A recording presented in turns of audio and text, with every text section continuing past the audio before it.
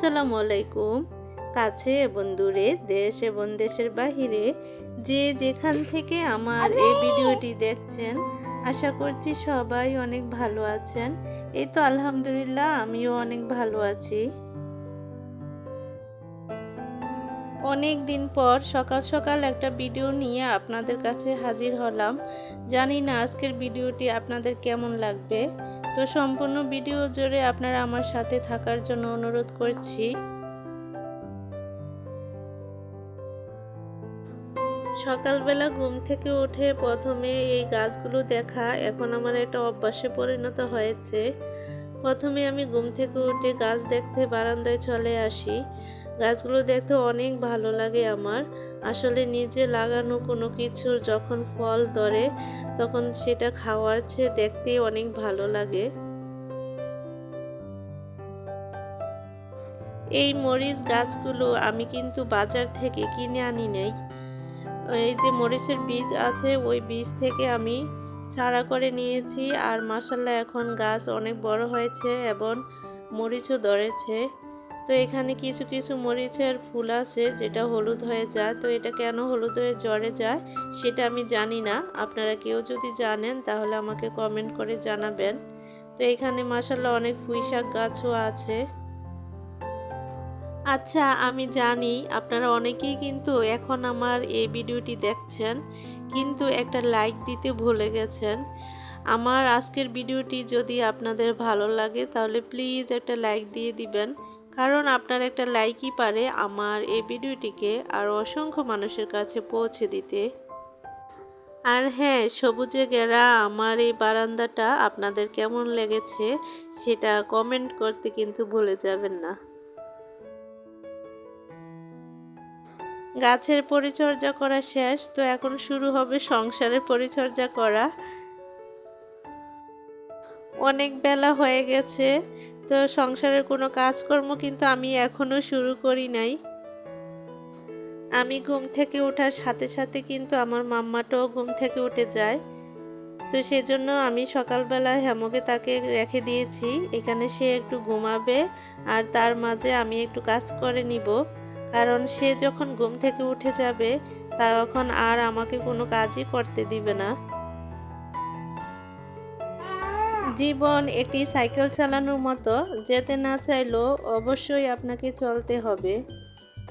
তো আমার এই ইউটিউব চ্যানেলটাও হচ্ছে সাইকেল চালানোর মতো, মাঝে মাঝে থেমে যায়। তারপর যখন আবার মনে হয় না চ্যানেলটাকে চালাতে হবে, তখন আবার কাজ করা শুরু করি।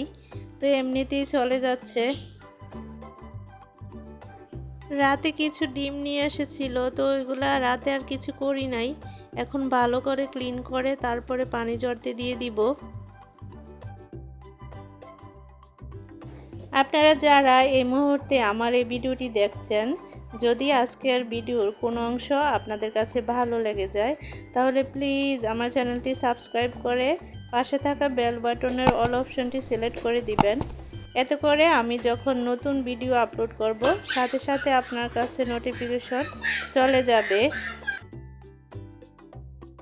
ইদানিং দেখি ভিডিওতে কমেন্ট করলে লাইক করে না, আবার লাইক দিলে কমেন্ট করে না। আপনারা প্লিজ এমনটি করবেন না। অনেক কষ্ট করে কিন্তু একটা ভিডিও তৈরি করি, সে ভিডিওতে যদি ভালো মতো ভিউজ, লাইক, কমেন্ট না আসে তাহলে পরে আর ভিডিও করতে ইচ্ছে করে না। আর আপনারা যদি আমাকে সাপোর্ট না করেন তাহলে আমার একা পক্ষে কখনই সম্ভব হবে না আমার এই চ্যানেলটাকে নিয়ে সামনের দিকে এগিয়ে যাওয়া। সকালবেলা নাস্তা কিন্তু আমি রেডি করে নিয়েছি, তো ওটা আর ভিডিও করি নাই। তো এখন আমরা মা মেয়ে দুইজনে নাস্তাটা করে নিব। মধ্যবিত্ত পরিবারের সকালবেলার নাস্তা রুটিনটা কিন্তু প্রায় এরকমই হয়ে থাকে। এই তো ডিম ভাজি, তারপরে রুটি বা যে কোনো একটা সবজি ভাজি থাকে। তো আমিও আজকে রুটি, তারপরে ডিম ভাজি আর কলা দিয়ে নাস্তাটা করে নিচ্ছি। আমি এখানে আমার মাম্মার জন্য একটা প্লেট সাজিয়ে নিয়েছি, যদিও সে এত কিছু খেতে পারে না। তারপরও মানে খাবারটা দেখে যেন তার খাওয়ার আগ্রহটা বাড়ে। আর তাছাড়া আমি সবসময় চেষ্টা করি সকালে নাস্তা হোক দুপুরের খাবার হোক সেটা তার সাথে বসে খাওয়ার জন্য, এতে করে তার খাবার আগ্রহটা বাড়বে। সকালের নাস্তা করা শেষ, এখন সব ধুয়ে নেওয়ার পালা।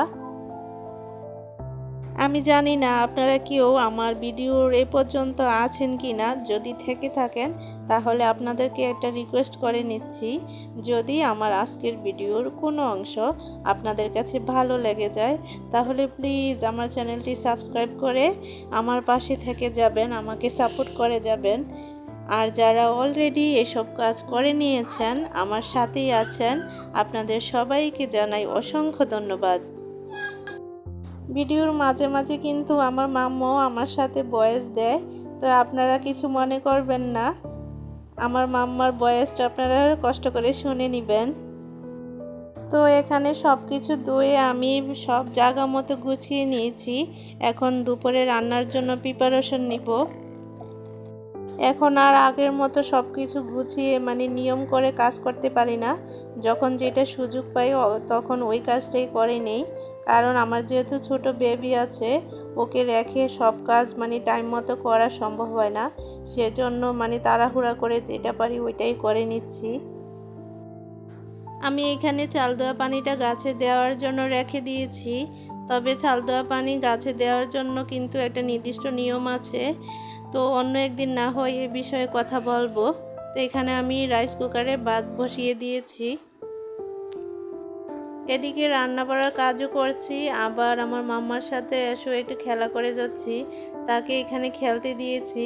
তো মাঝে মধ্যে এসে দেখে যাই সে কি করে, আবার তার সাথে একটু খেলাও করে যাই। তো এইভাবে দুপুরে রান্নাটা শেষ করে নিচ্ছি আমি। কথা বলো, হ্যাঁ বলো, সবাই কেমন আছেন বলো।